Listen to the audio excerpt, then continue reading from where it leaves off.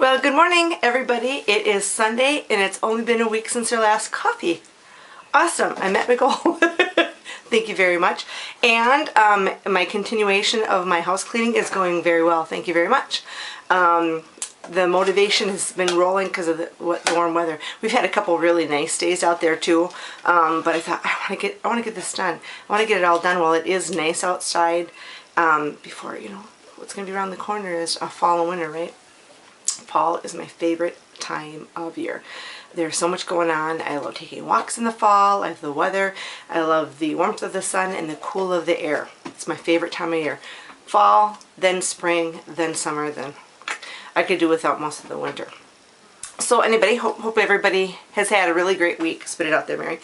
And I want to talk about a couple things this morning. I'm usually just chit-chatting about nothing, right? But I guess mine one is that, first of all, is that product advisory warning. I'm sure you vintage people who've been watching the YouTube stuff in my channel and everybody else's channel. I guess it's not just vintage people, it's everybody who watches YouTube, I guess. But the big thing are these foot peels. Foot peels, they're all over the place. Application, putting them on, and look at how beautiful my feet are. And the premise of them, if you haven't seen them, there's 8 million videos out there, is you put this, you soak your feet in this solution, you wait 3 days later, all your dead skin sloughs and peels off gently. And you know what, it's my fault. I'm usually such a researcher, I guess, but I just thought, I was at Walmart and I saw, I guess they're usually about 20 bucks or 12 bucks, or 12 to 20 bucks for a foot peel. And they had them for like $7.99 or thereabouts. And I thought, oh, you know what? I'm going to do it. My feet are so tough and calloused all the time. I'm going to give one of those foot peels a try. Oh, Lord. So this is the one I got. I will show you the box. So you stay away from it. Callus Erasing Booties. So it looks like all the ones that I've seen on YouTube. This is, like I said, the one that I picked up from Walmart, and I'm going to tell you who makes this one. Onyx Professional makes this one. Lord. And then after the fact, and I'll tell you why, I went online, and then there's all this bad stuff about this particular product. And I should have, not all things are created equally, right? Because I haven't heard any, and I think it's called Baby Feet is the big one that everybody's using. And I should have ordered the Baby Feet that everybody's been using.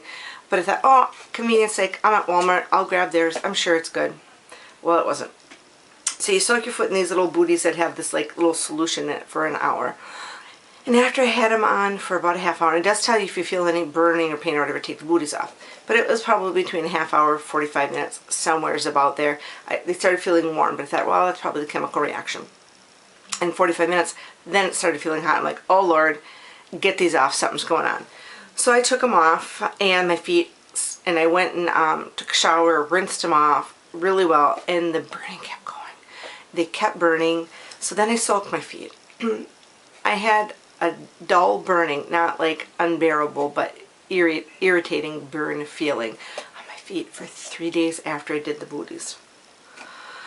Lord, and what's supposed to happen, and after the second day, the bottom of my foot, now, I wish I could describe what it felt like, but the bottom part of my foot, this part of my foot, and I'm not going to show you my feet, oh, I want to look at it myself, felt like, do you know when you put those masks on your face, you let them dry, and you peel them off, and they have that weird feeling, because, you know, they're not moving, but you can move your skin underneath? That's what the bottom of both of my feet felt like crepey, like there was something that was attached to the bottom of them. Well, what that was the dead skin, or the whatever skin had reacted to the chemical and stuff, but mine didn't peel off like they're supposed to. They're supposed to peel off. What they did do was crack. They cracked and they bled. Oh. So I think I'm on week 2 or 2.5 or something of this, and they're starting to slough off a little bit in pieces, and I've kind of had to like help it along and cut it and trim it. My feet look like I have been running loose on the gravel all summer long, and they have that dirty, rough peeling. They're just awful. I'm so glad that I'm not going anywhere that I have to wear sandals. So buyer beware of the Onyx Professional Callus Erasing Booties. And I went online, and there was a page, and it was a Walmart page that people were not texting in. writing in on the Facebook page to Walmart about this product. And the bad, I mean, some people had like burns. One person had to go to the doctor. So I'm kind of lucky. My feet just look like awful, and they're, like I said, they look like I've been running barefoot all summer long, and they're just all dirty looking and callousy, and pieces are coming. So bad me, because I should have, if I would have read reviews on this particular brand before I bought it, I probably wouldn't have ended up this problem, because I would have, I mean, it took me like the second site I clicked on was the Walmart page with all these complaints regarding this product on it from all these people. Lord, and if I remember, I'll link all the complaints. So if you go to Walmart and you're thinking, I'm going to try one of those foot peels, please do not try this brand, because man, oh man, oh man, it wasn't good. Like I said, I didn't end up as bad as some other people did, but stick to the name brand, stick to the one that everybody's doing the reviews on, I guess, and don't go cheap, old cheapo like I did, because you'll pay the price. So that's my foot story. Like I said, I could be one of those people who did look at it, did to my feet, and take the pictures and tutorials. I'm not going to do it. I don't even want to look at my feet. I've been doing is putting tons and tons of foot cream on them, wearing socks, which is the ickiest feet. I hate wearing socks to bed. And around the house too with foot cream on it, just trying to soften it up, and hopefully it will slough off. Heal. I don't even feel it's healed to the point where I can get like a, not a rasp, but you know what I'm talking about, to like sand my feet off, because they're still kind of tender on the bottom. Not particularly sore or whatever, but they're a little bit tender. So I'll let them heal up, and maybe some of this grossness will come off. Oh Lord, buyer beware. Research your products before you use them. And I usually do. I usually do. Oh well, and if I would have done that, I wouldn't end up wearing them today. So that's that. So really exciting talk. And update, and I haven't even been talking to you about, I think I mentioned that I had a sore shoulder in one video or something, but I have frozen shoulder syndrome. Oh Lord, for anybody who knows, I had it like 4 or 5 years ago on this one, and it was post-injury. I had an injury. I tripped over my dog and fell up the stairs and hyperextended my arm and like tore some stuff up in my AC joint. And then it just never healed, and it always hurt. And then what happens in a frozen shoulder, a lot of times it's due to a strain or a pull or an injury of some type. Sometimes not. Lack of use of. And what it does is, well, like, you know, it's sore, and then it goes through this where it's kind of like hard to move a little bit, and all of a sudden it will literally freeze. And I'm not kidding you. It freezes. You cannot move it. To the point where you can't get your hand up behind your head, off to the side. This one again. This one's fine. You can't get behind your back with it. It is bad, and it is painful. You can't lay on a certain way. You can't be I'm a stomach or side layer, so that's tough. You can't put your arm above your head. It's just kind of a bummer all the way around. So this one, I tried some physical therapy, and the therapy I had on this one was kind of, I'd say it was a very passive physical therapy. It didn't get me anywhere. So I had the surgery on it, and it's not really a surgery. They knock you down. That's old-time doctors. They knock you out, and they do what's called manipulation. And I don't know what they do, but they take your arm and they just rotate it and crack it all up, because it calcifies around the, it gets inflamed and it calcifies around that joint in there and stuff. And they knock you out, and they grind on it and whip it around and move it around and break up that all up, and then afterwards go for physical therapy. And I got I probably 80% movement back in the shoulder. Just don't have the full movement behind my back that I did back in my younger days, but maybe I would never have that, right? So then that started with a strain from last fall, just strain from arm usage and muscle usage. And I did the same process where it started to freeze, and like, oh, I knew it was coming. I'm like, okay, keep it mobile, keep it mobile, keep it mobile.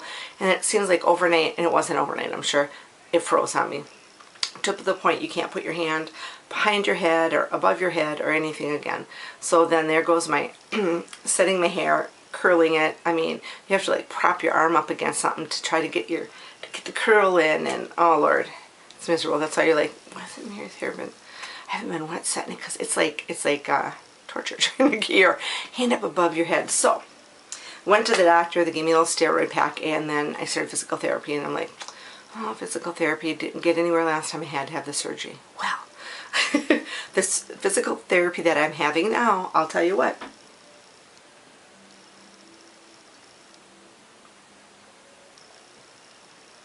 is, I should have blotted my lipstick, is night and day. I just looked at my cup, I'm like, ugh. is night and day from the therapy that I had. The other therapy I had was more of a passive physical therapy. This one is like, they are working you. They're going to get that to move. She gets up on that table and she works it. And I can tell you, I got tears in my eyes by the time I'm done, but it helped. It helped. It really did help. Spit it out. I was to the point where I couldn't get my hand up behind my head to like brush my hair or fix my hair. I mean, it was kind of like, whereas I can now. I can get it up. Like, this one's very mobile, and this one's getting there. It's a lot. I couldn't even do that. I couldn't even do that over a week and a half ago. So it's limbering up the primary above head side in front of me. It's just behind the back, and that's the hardest capsulation to get loosened up. Isn't this exciting? And they said it usually happens to women between the ages of 40 and 70. Yep, I'm in that group, right? Postmenopausal. And I had a hysterectomy when I was quite young. So that kind of set me into a little early menopause, but I never went through like some people. I've had maybe 2 or 3 hot flashes during the whole time that I went through it. And like I said, maybe it's because I went through an early menopause. I was younger. I only had a couple hot flashes. I mean, I'll still get the where I get hot easier, but not like a full hot flashes. Your whole body feels like it's on fire and you're just sweating and drenched. I only had 2 or 3 of those. Lucky. My mom didn't have very many either, so I was very lucky there. So since I was in that age category and early menopausal, that didn't help matters either. And then if you're diabetic, and I'm not diabetic, and just the fact that you're a woman, and they really don't know why it happens to some people and not others, but it's just this age group, this group of women in this age category. Happens to one shoulder, they say it will not happen again to that shoulder. So I'm like, oh great, but then it happened to this shoulder. But it's working out, it's going well. So like very aggressive physical therapy, which I'm very happy for because it's giving me mobility, movement back in my arm. I'm very happy. Thank you very much for that. And then what your muscles do is they not only have that encapsulation of that shoulder and that joint where it doesn't want to move, right? All these muscle groups that are around your shoulder like lock up and just stiffen up, and my muscles that are all around in this area are just a big hard ball of a mess. And they try to, you know, deep tissue and get that out. So she said, what works for a lot of people, and she goes, if you want to do it, and she goes, well, send you up for dry needling. You know, I'm a lab technician, but I don't like needles. I don't like needles. I'm like, oh, like acupuncture? And she goes, well, no, not like acupuncture. Acupuncture, you know, they put the little teeny needles in, and they just put them in just into the little bit of your tissue. They don't go very deep. So these are like those type of needles. They're hot. They're not hollow. They're not hollow needles. So what are, if they're not hollow needles, they're filled needles. They're just like a regular, like a needle, but very thin filament. And I said, I don't want to see the needles. I don't want to see the apparatus. I don't want to see any of that. So they put those in. They put them back in here in all these muscles. and it was Brandon. He did a lovely job, and he was very, very good, and explained everything to me and stuff. But still, you're still laying there thinking about it. So they do that, but they push them in farther. So they go into not just through your tissue or your fat layer that I have, but they push them into the muscle. And you're like, well, what do they do that for? I'll tell you. I put my cereal milk, leftover milk from my cereal, my coffee, so I had sugar in it, because I don't like to drink it because it's sweet, but I thought, oh, I'll throw out my coffee. And my coffee, so I don't like sweet coffee.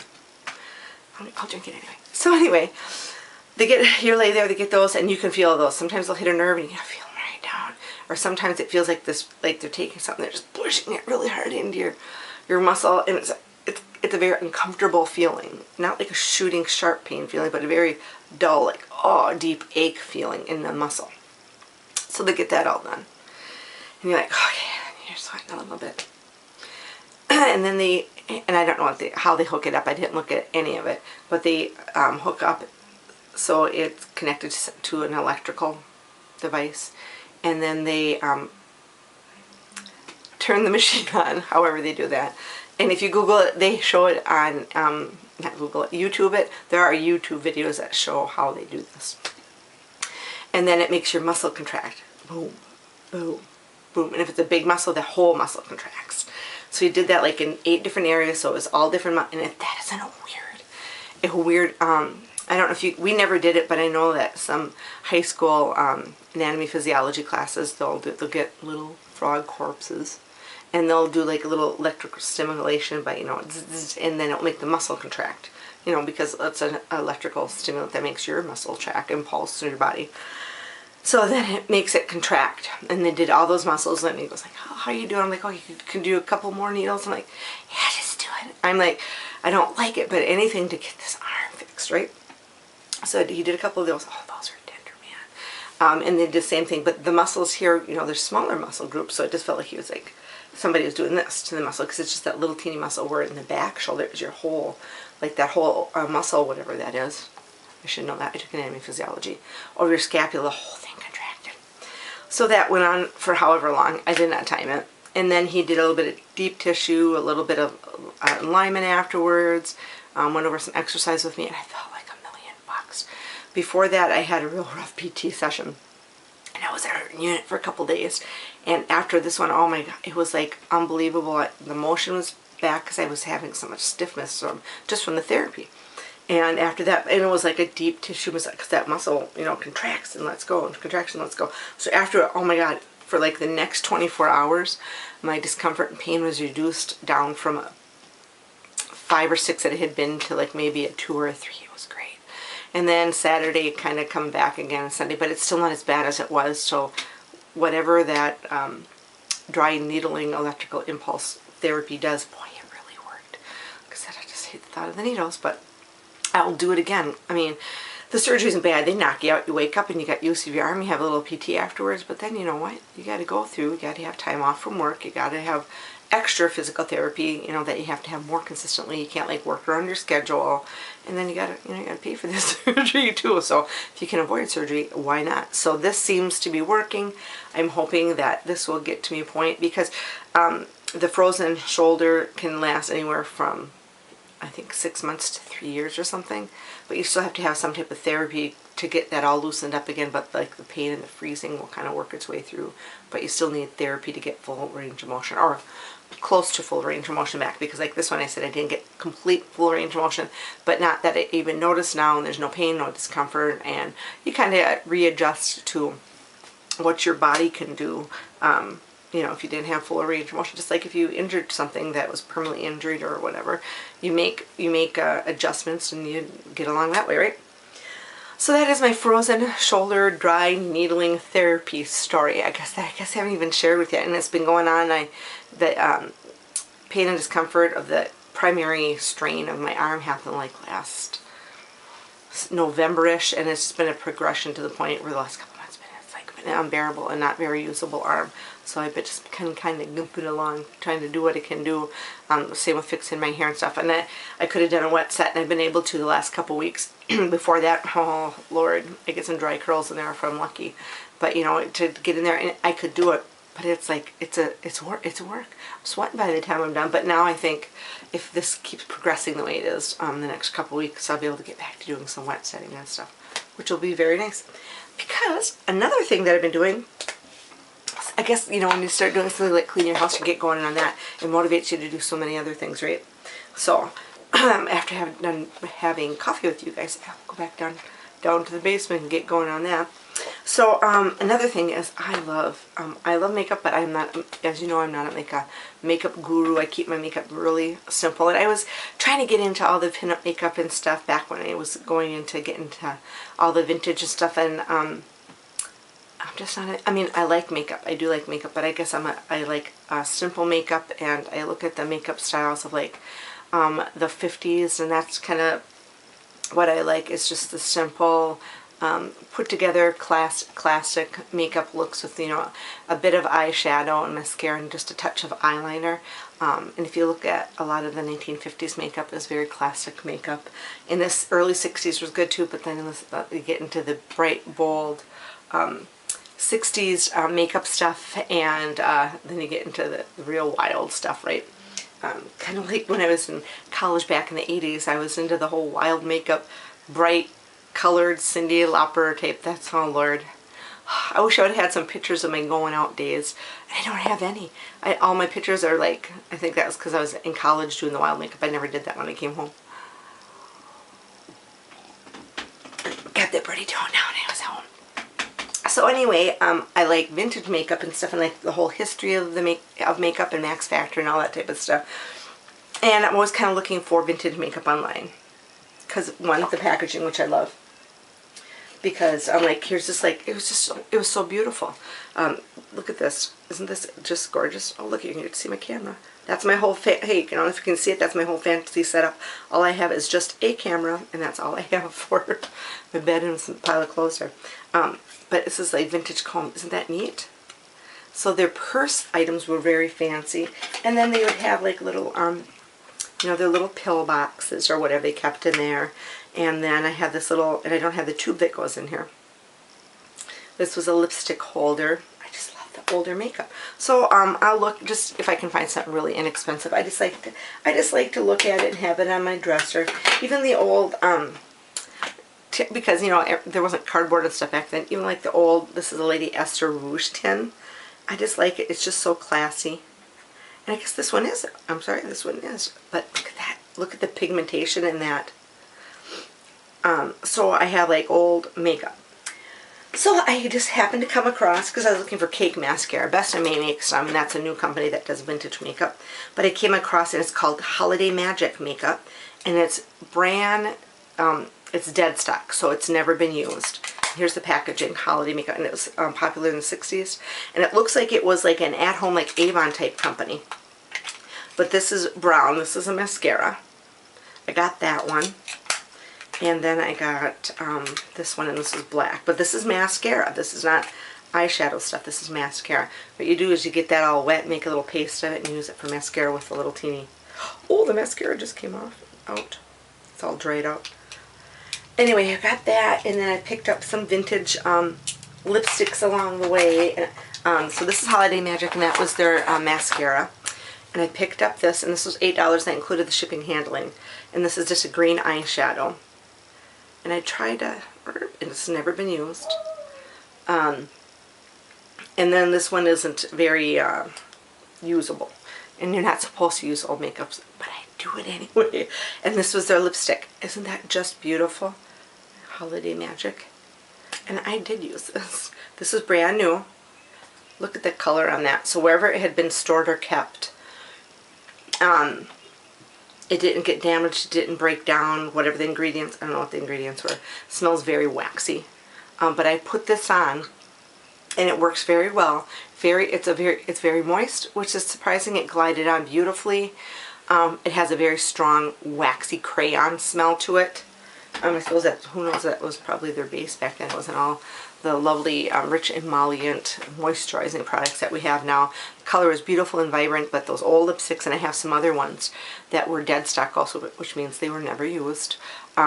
They stain your lips. So, you know, they'll wear off and you have to reapply, but they will, when they wear off, you know, like our lipsticks we have now, they'll wear off and, you know, you can see your lips, you know.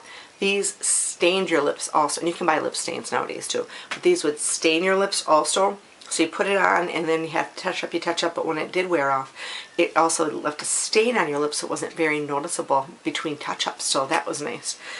So what my goal is, because I just bought another thing I just did, I bought an adapter for a microphone for my computer system, because I didn't think my microphone could plug directly in. I didn't check this first, I just assumed. So I got an adapter and found out that my microphone plugs in, because I thought it would be really fun. Is I've got, did I get all that? Oh, I got some pancake makeup too. Max Factor was big into this, and you're like, oh, that looks like a powder, and it looks so dark. Well, it isn't. It says dark brunette, but when you put it on, it's dark. But this was never used either. That's the color. Once I blend it out, it'll be fine. But you get your sponge wet, you dip it into this, and then pancake, you put it on. That was back in the day. That was like that was the first foundation they had, was pancake. Max Factor was one of the first manufacturers of that. This one's called, never heard of it, Don Juan, New York Cake Makeup. So once I get all of my vintage makeup in place, and this, like I said, this is all new, dead stock and never been used makeup. Otherwise, I don't think I'd do it. I don't feel comfortable. Unless it was like a powder, like a rouge or something, I would be okay.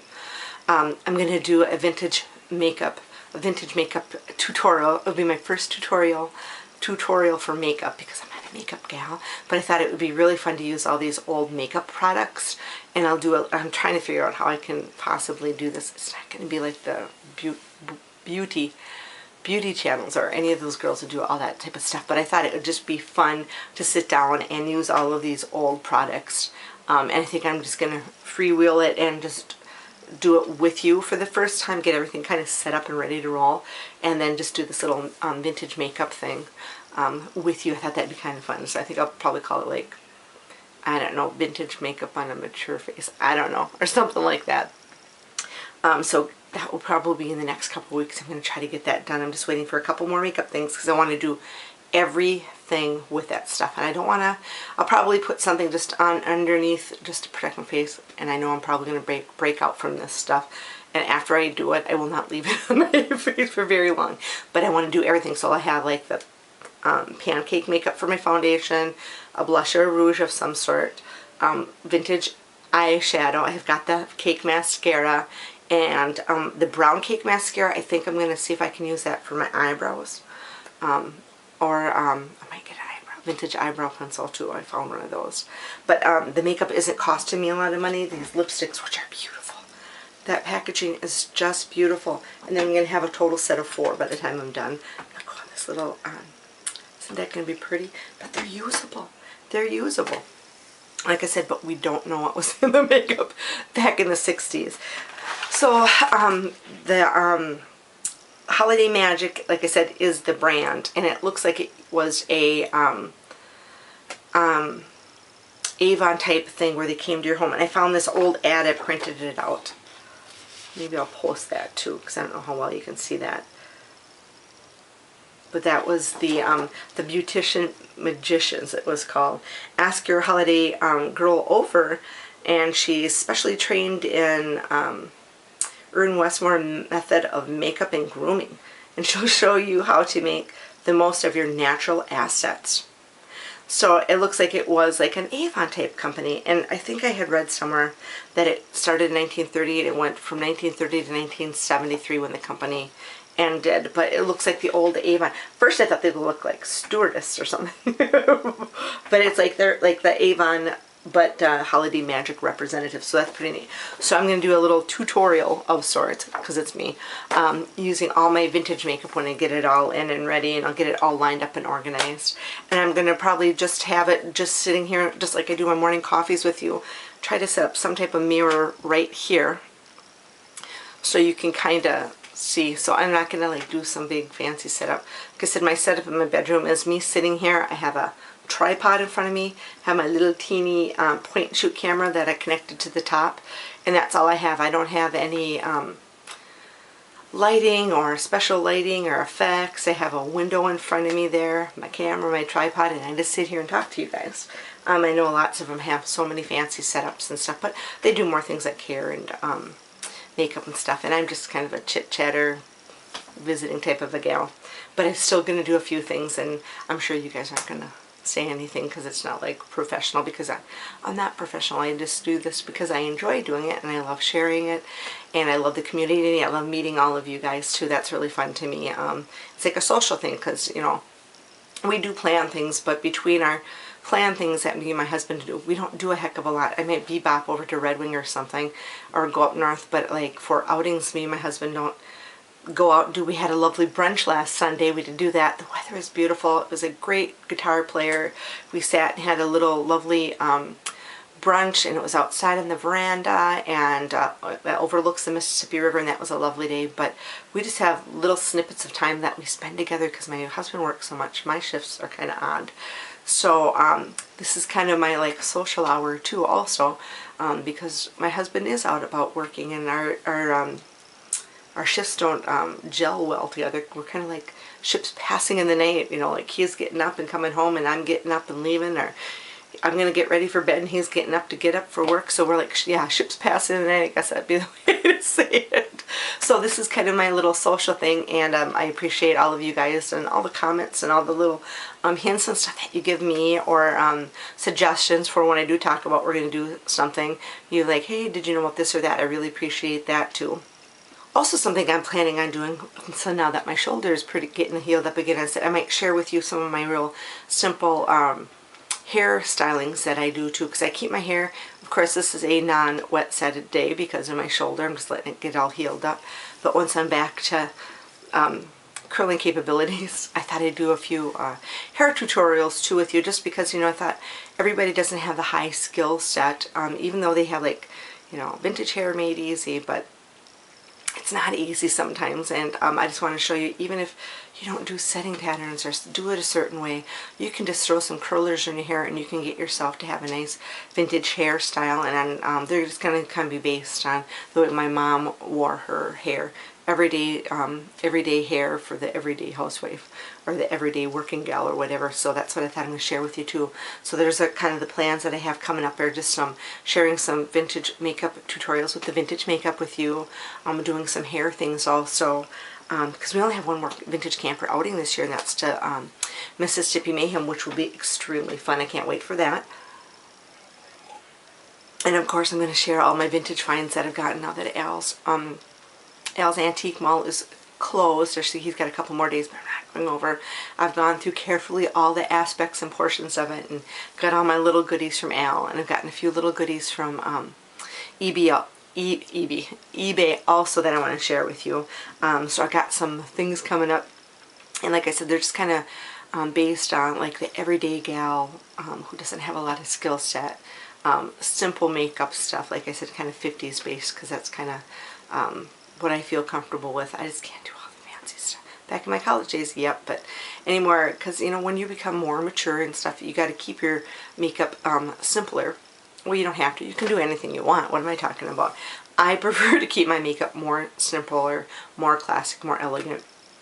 I just think for me, it just looks better. Otherwise, I don't want to look too overly made up, you know, and sometimes if you wear too heavy a makeup or overly make yourself up and don't keep it all natural, sometimes it kind of ages you more than you are.